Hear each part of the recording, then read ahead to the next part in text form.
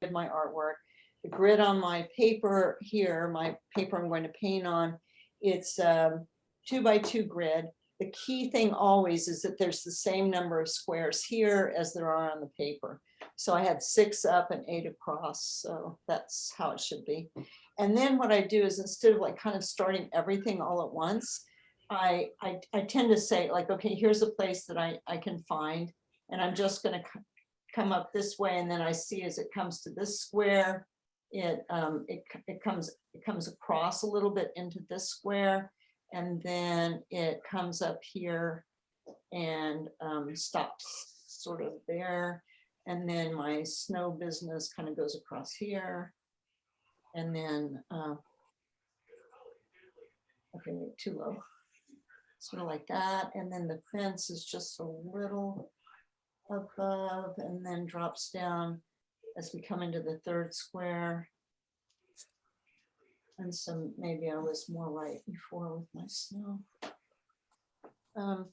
Okay, and so this one, this bottom line gets to a point right about there. And that between that, it comes to the point there. So this is what I'm always looking for, is where in the square. It's a good exercise in drawing in negative space also, because yeah, because you're really looking at the, like I'm looking a lot at the little spaces left here, as much as I am at the drawing. And the drawing is very abstract in this right now, because basically can't tell what's going on. Okay, and so my horizon line is up here in the 3rd square, and it's just a little above the halfway mark. And it's going to come across 1, 2, and then it starts kind of, something else starts happening here. Yeah, and it sort of lines up with the fence. And then the boats are in 1, 2, they're also in 3. I just took this picture the other day that shows you what it's like here. So I'm just going to make the boat just sort of a space holder. I really wanted to get the boats bigger and bigger, and these are a lot bigger than they were in the original photograph, but they're still just so little. Oh, and I moved so much stuff. I moved the boats were really much further to the right, so I moved them over, and I moved the house over so I could shorten this distance in between.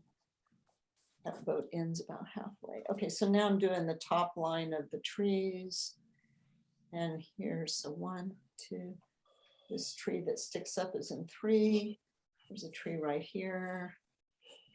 Tree. Oh, big tree. That tree hits the 4th line. Also, I had kind of an interesting experience, but I'm going to share with you because I always share the things that go wrong for me. And that is, I was trying to draw. I realized after having a lot of trouble drawing my last 2 paintings, which were really small paintings, and I realized the problem was, I'm going to skip over to here. The problem was I could see them on my computer monitor bigger than they actually were. And so I kept trying to make them, I don't know, I'd count my squares because these are so many people in them, I kind of have to do it that way. Or at least I think I do. So, okay, so this is a little more than halfway. So that means I didn't quite get the angle of the roof right. And then this comes so straight.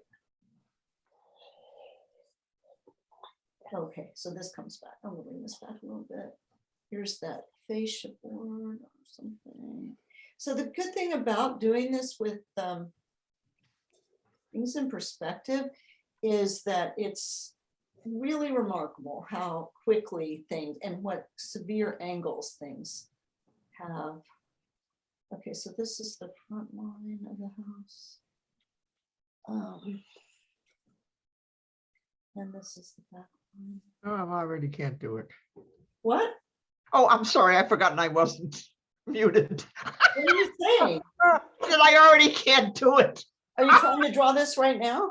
Oh, no, just looking at you, I mean, I looked at this picture and I thought, oh my God, there's no way in a million years I could draw that. I was afraid of But it. gridding it does make it possible. I think All right, so. I'm muting myself, sorry. No, go ahead and just, spelt out anything. Okay. I can't tell if this line is straight. And then I'm just gonna, I'm not gonna even draw the windows in yet because why bother? And you know what else I didn't do? Oh my God. I didn't even consider, this and so really, I'm gonna have to really rethink this a little bit. Like how the grid works and how you be sure that you're really gridding what you want the surface of your painting to be. Because probably I started thinking about it. I probably should have actually made my my photograph. Let's see, my paper is 12 by 16. I probably should have made my photograph 11 by 15. And then I would have had the 1/2 inch all the way around. But right now I've gone right to the edges. So, we're just gonna see. It's just how it is. Okay, so I don't know how much of all this junk I'm gonna do back here, but I'm just gonna do a little more houses and stuff.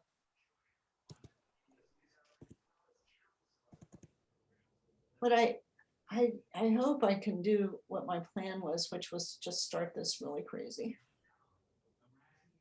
I don't know what that noise was. I like that little church, but probably can't do it. All right, so just some sort of light things.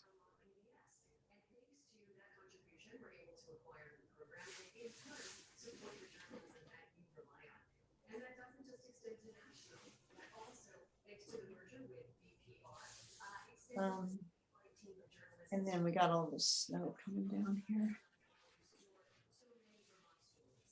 Wow, okay, I'm sick of drawing this thing. And I can't even see the boats. Who even knows what they look like? And then I was starting to wonder, like, if you can't see stuff, do you have to draw it? Like, hey, Grace, can I talk about your painting? Ah, she's muted, she can't say. Okay, well, so Grace has got this great painting that she started that people in the pod are all painting the same painting.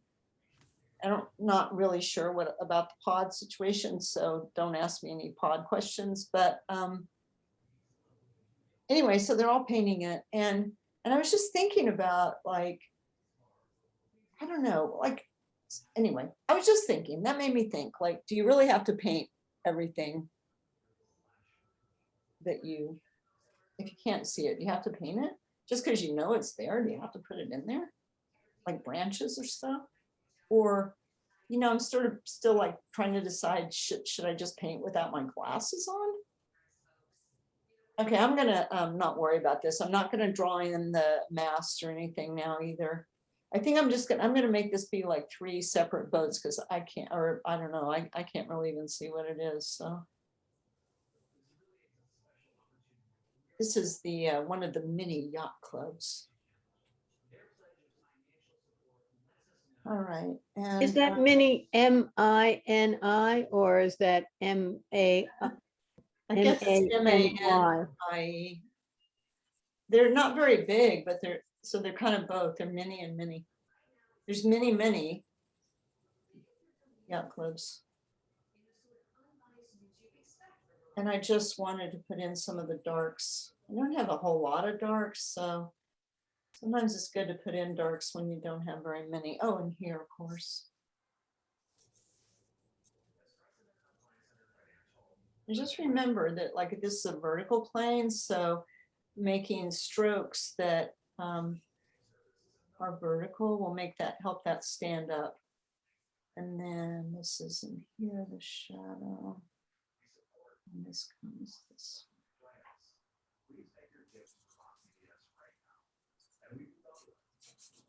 And then these strokes, of course, should be horizontal, ultimately, to show that's a horizontal plane.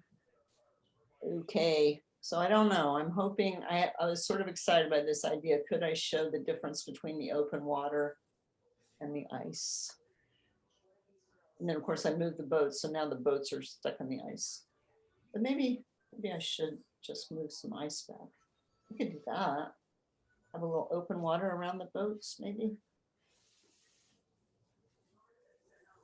All right, so, okay, I'm ready. Can't believe it. That's pretty fast drawing for this. Of course, it took me 25 minutes. Okay, so, you know, I just really wanted to do something completely different, and I don't know how far I can go, but I'm gonna try, okay? So I'm just gonna, oh, and then what I would do is just a second, let me just.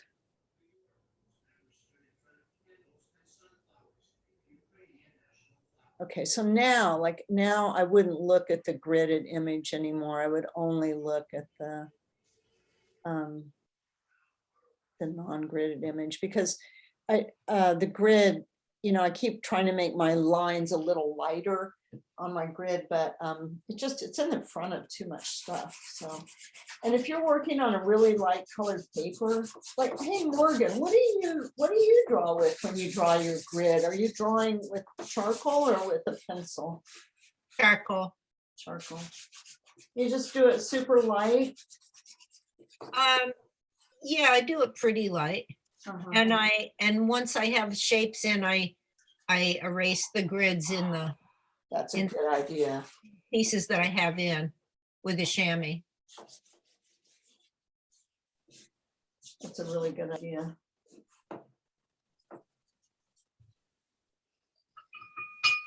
I'm glad you reminded me of that. Okay, so there's the sky, and here's the ice.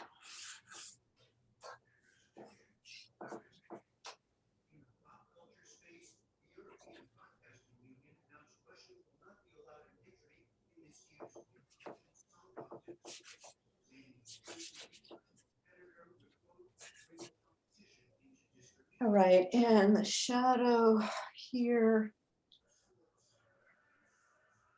So I think that, like anything on white, that's where you can really see the color of the light. So how much the shadow is the color of the sky? Does that mean I have to start at green? Maybe. Guess I can do whatever I want.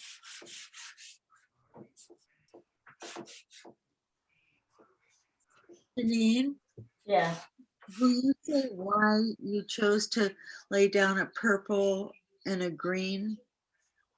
The sky green, I mean.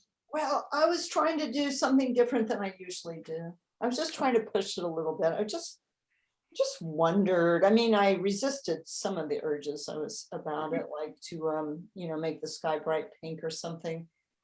I don't know. I just was trying something different. I don't know if that's a good reason or not, but that was the reason. Of course, now I went and put this blue in. It sounds like a great reason. I'm just wondering what you saw on the other end of that. Well, Because I don't know where the other end goes exactly. I don't know.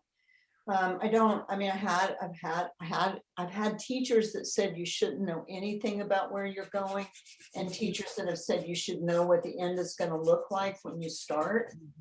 So I'm more inclined to say that I don't know where I'm going. Also, tell me, you guys, if things get too wacko, like just now. Okay, no, I'm okay still. Oh, and do we think it's focused well enough? I just wish I could focus it even better. I wish I could make it sharper. It looks good to me. Okay, good.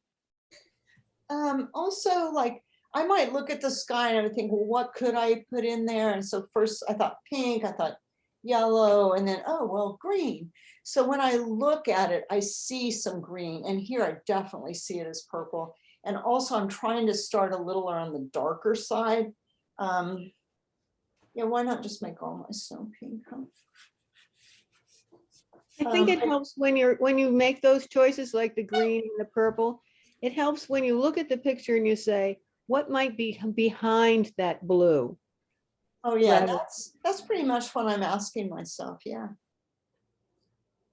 And so like this gray looks really warm. I don't want to start it with just gray.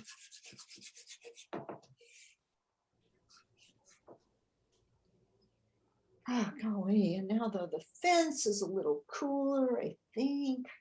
So maybe I can start the fence with something a little cooler than orange.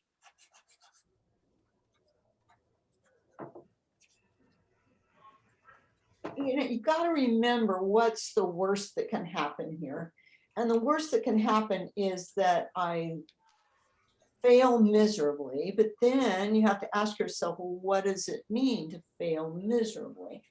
And then what I think it means to fail miserably is that you don't learn anything. So therefore, I can't really fail miserably because I'm definitely going to learn something.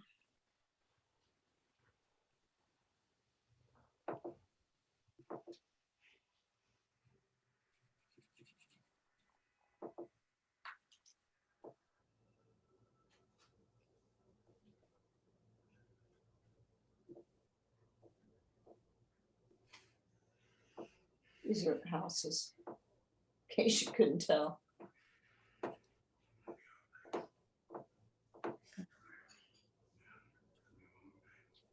Jeneane, are you going to add that in the foreground clapboard building behind the fence? Uh-huh.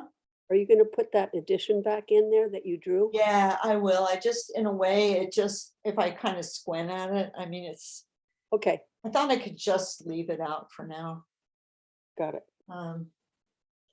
I mean, that's such an excellent question. Is what can you leave out? What things are really essential to for right now in the beginning of your painting? And I'm not saying that I totally know that answer, but I do think it's an answer that you learn longer. The more you paint, the more you learn what you can actually leave out.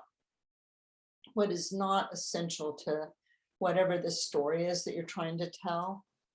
Okay. And then, so right about now, I just start to feel like a little tired. And I just have a couple more places to put in. Oh, the trees. Okay, so the trees, I'm just gonna go with my, should I go with my usual? I could just start them really purple, try that for a change. Oh, broke that piece right to pieces. Yeah, I pushed pretty hard on this. So it's not unusual that I would break things. And I'm going to use this for these guys. Deciduous trees. See right there is a place I feel like, what is going on? I wish I'd drawn it a little better right there. And so that's kind of how you learn whether you need to draw more or not, because you sort of look at it and you say, ooh, yeah, I should have drawn a little more there. And then what the heck? There's this stupid, this roof.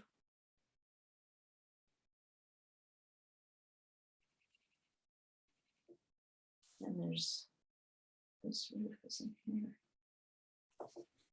And then there's that little, I have a question going way back to the fence. okay. You said you wanted it cooler. Is that red cooler than the orange? Hey, I think it might be.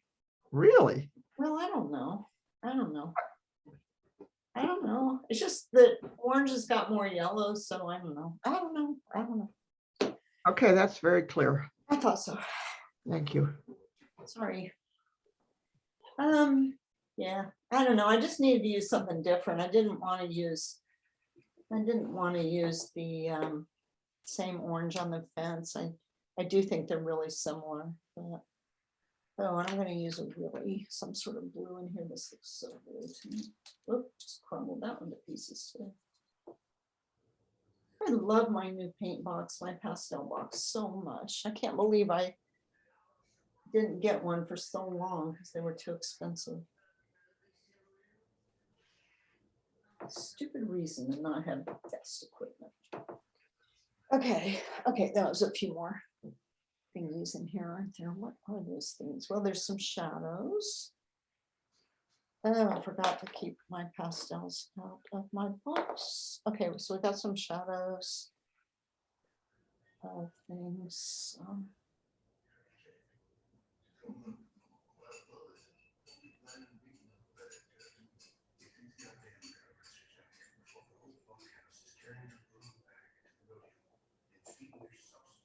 All right, so, yeah, okay, so I've got my open water.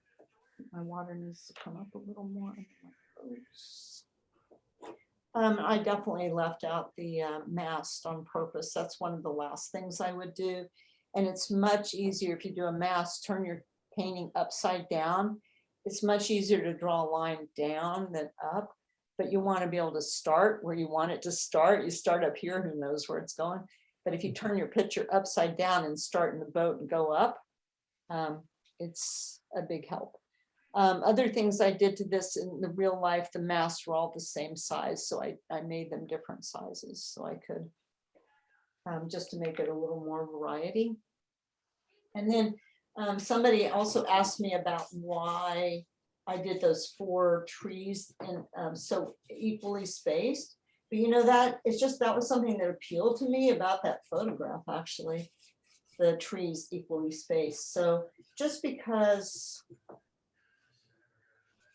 you know, I mean, rules are made to be broken. And if you think about like super famous piece of music, like Beethoven's Fifth, you know, dun, dun, dun, dun, there's that really repetitious thing. So repetition works when it works, and when it doesn't, it doesn't. How's that for profound? So, you know, maybe it would have been nice if I had the nerve, I could have gone one more layer before I started trying to get things a little more real.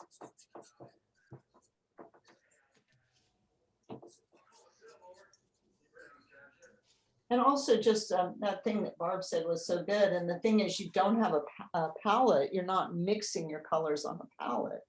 So you're mixing everything on your, or layering really is what I'm doing. Layering everything on my paper. So if I want a bluish green, I've got to use a blue, a green and a blue. I can't just, I don't want to just pick up the actual match color. I need more blues. I knew there was something there. I have more blues than anything in my box, but yet still not enough blues. Jeneane, do you know what color blue that is you're using? No, no idea. It's just a tiny little piece. Sorry. It's a Rembrandt. You know that. But I can't, I'm just not getting blue here. Okay, I know what this one is. This is ultramarine blue and the number is 505.8.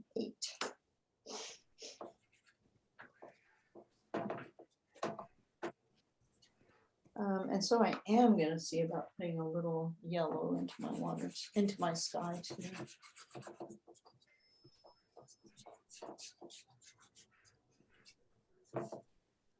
Maybe like way too much yellow. And you know what I'm going to do is I'm going to put a little.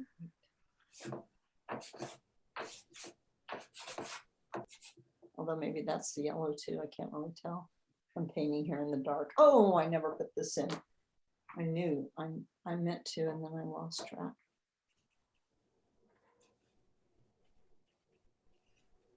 Okay.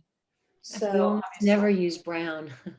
I know. Well, it's not as brown as it looks. I just had to have something. I just grabbed it.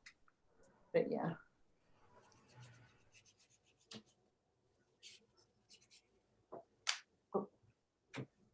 Alrighty. Okay, so then I know I usually just work straight down, but I'm going to come down to the water next anyway, because I get to do whatever I want.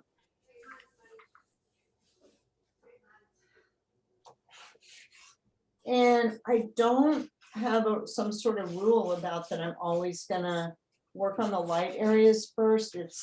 I just picked something up and I thought it would work for that. I just decided to do it. Okay, and you know, also you do this and it's not the end of the world because I can fix that shadow because I can cover it up with a lighter color. So it's okay.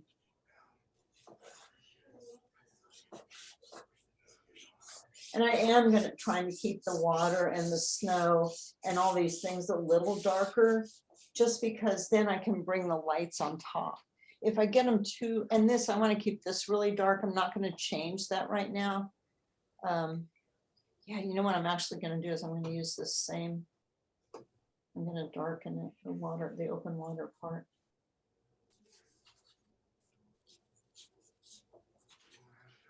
And then when I come back and lighten this up, I'll leave the open water.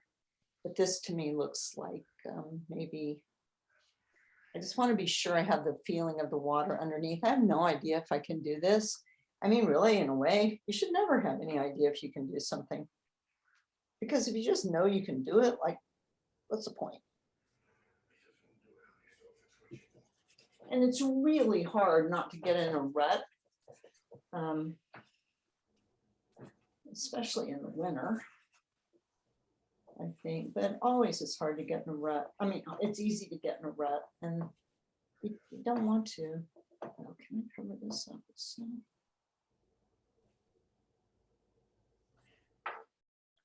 and sometimes just, not that I'm getting ready to change paper anytime soon, but sometimes something as simple, like especially if you're working on that canson paper, it comes in a ton of different colors. So you could just try a really different color. What Like, paper are you using now? Pastel Premier. This is all I use these days. And I guess I'm a little like that as long as I'm happy about something, I don't tend to change it like my paper. But I did really like back in the real old days that I could keep the surface I liked and change the color, like with the canson. In the beginning, it's like everything is so difficult and so crazy anyway. You don't have to worry about getting in a rut. And that's the best thing about being a new at painting, not having painted a long time, is that you're just not going to be in a rut. And that's the thing, painters who have painted longer have to fight all the time. So I think there's a certain amount of envy to be had toward people that are more at the beginning stage. We all should be beginners all the time, of course, but it's harder to be a beginner the longer you paint.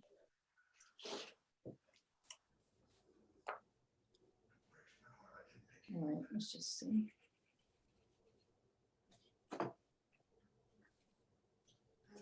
All right, well, I was afraid I'd make that too dark and I mean too light, and I certainly didn't.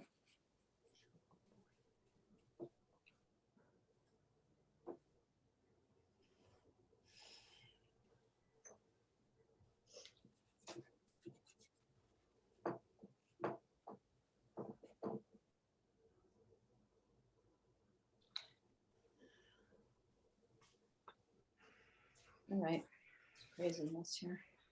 Jeneane, I've got a question about, I know you're working your way back there, but the trees, which are the red in the background. Yeah, You've also got the dark blue down below, which I think you said was for shadows, et cetera, for some of those buildings. yeah. Would that be an example of something you don't need? You could just simply have it be trees? Oh, I could, but I did want the feeling of the harbor there. Okay, But I- yeah. I was just wondering how in the world you're gonna get, they look so tiny. let me just tell you about the tiny painter here. Well, I'm gonna just suggest them. That's my Okay. plan. Got it. And if I can't, then I'll just, I tried. I gave it my best shot. Okay, so, and I could redraw them at any time, right? Right. So yeah, so that's really an interesting question, because it's it's two different things. The question is, so I want the houses, so what can I get away with leaving out on the houses? Is more the question. I mean, is more that question, I think. Does that make sense? Maybe kind of, I want the houses, but how can I have the houses, and what parts of the house do I need to leave out, or can I leave out and still convey the message that there's a bunch of houses back there? So that's what I'm asking myself. And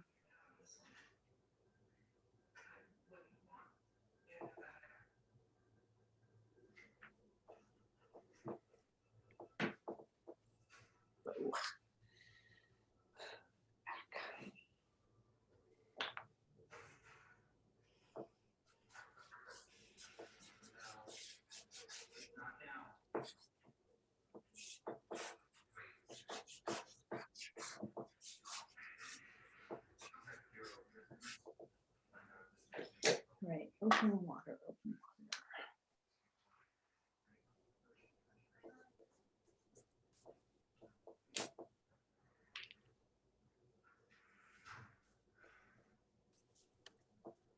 Have any of you guys, I was asking Grace this question, tried those pan pastels? They're little pots of color that then you use like a little makeup brush sort of looking thing to you scoop up the color on like almost like painting. I have not. No, me neither. I don't even, sometimes I think, wow, this is a lot of pressure here.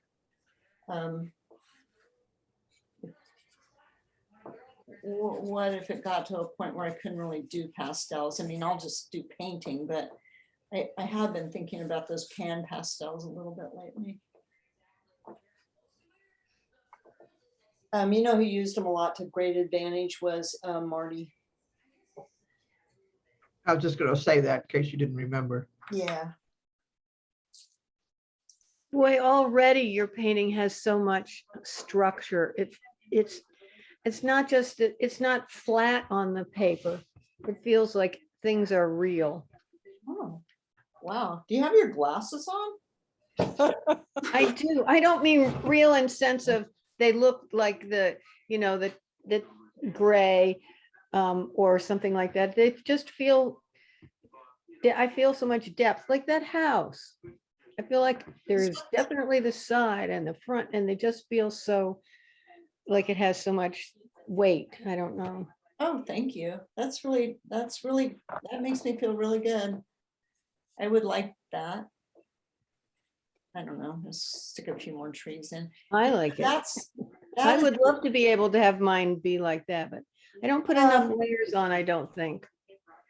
Well, it's starting out with the strongest contrast you can stomach.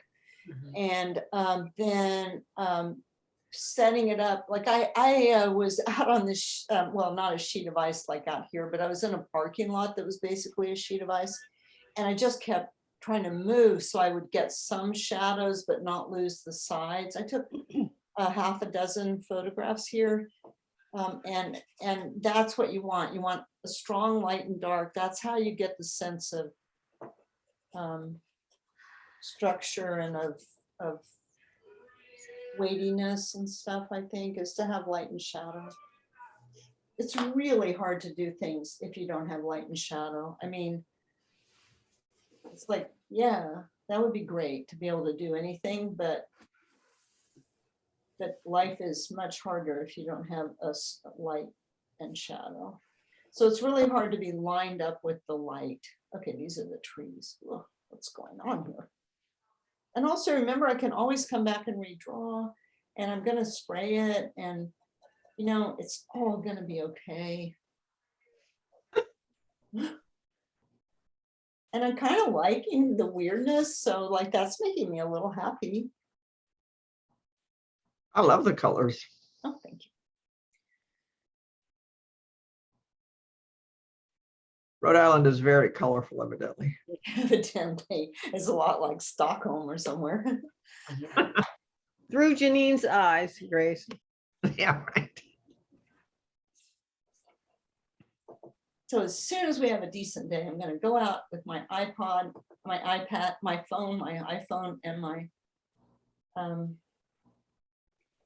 tripod and see if I can film a demonstration outside that then I do the voiceover back inside. That's what I'm going to try.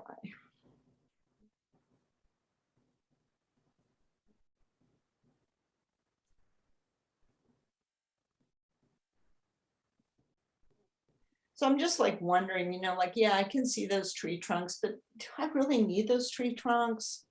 Can I get away without having them there? Those are the kind of little questions I'm asking myself.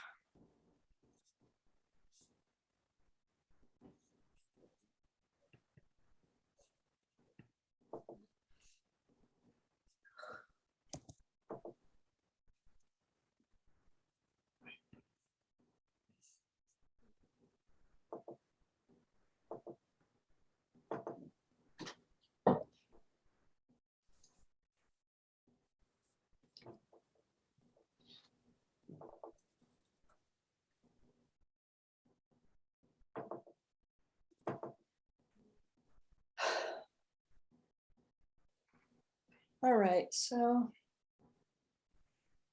just a couple more things here, maybe. I think it'd be good to know how much I'm gonna bring the boats up. Like I definitely, I mean, I'm sorry to keep whining about it, and I don't know if I've got my face in front of this or not, but I don't have quite the amount of control here from the side. I did manage to move in over a little bit. So I'm a little bit more in front of what I'm painting, but not much.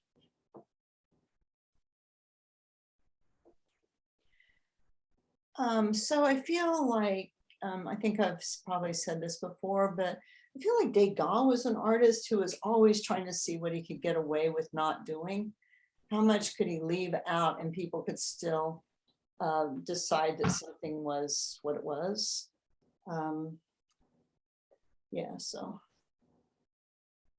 that's kind of what I'm trying to think about.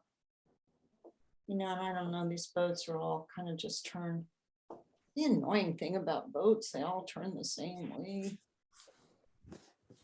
But figure it out later. Especially when they're at a dock. Yeah, that's really true. I can't believe people have got their boats out, really. I mean, doesn't this seem like a little weird? I mean, there aren't very many out, but there are definitely some. But it's salt water, so that makes a difference. Yeah, but a lot of it's frozen there. And well, it wasn't this close to the boats, really.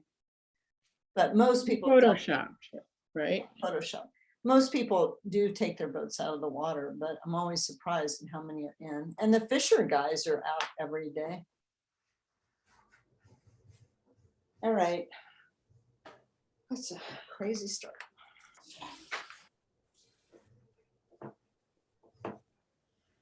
Yeah, there was a black truck here. There were no parking signs. So I got rid of them. So like, okay, so anytime I'm starting, like I can redraw. I just want to remind you that you can always redraw.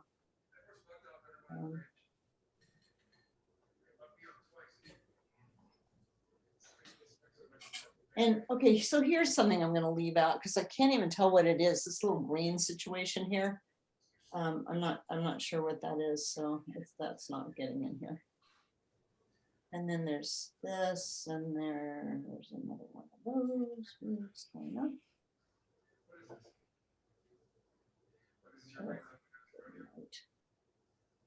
All right, we'll see. And so here, okay, so here's a roof that comes down, but I don't really have enough space for it. So I guess I let this get up too tall.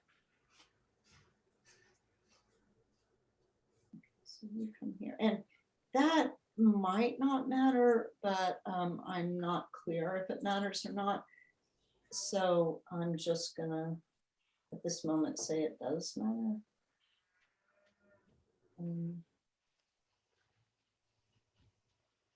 What is she doing?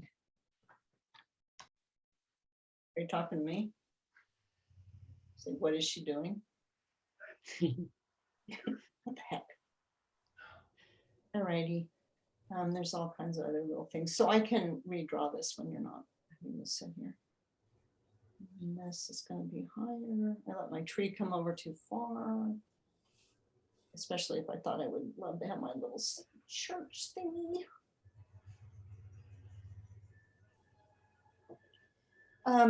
Yeah, okay, so, oh, geez. And then as soon as I feel like this is somewhat under control, I'll start putting the detail back in. But like for now, any of that detail, I would just have to go around it, which I don't really want to do. So, okay.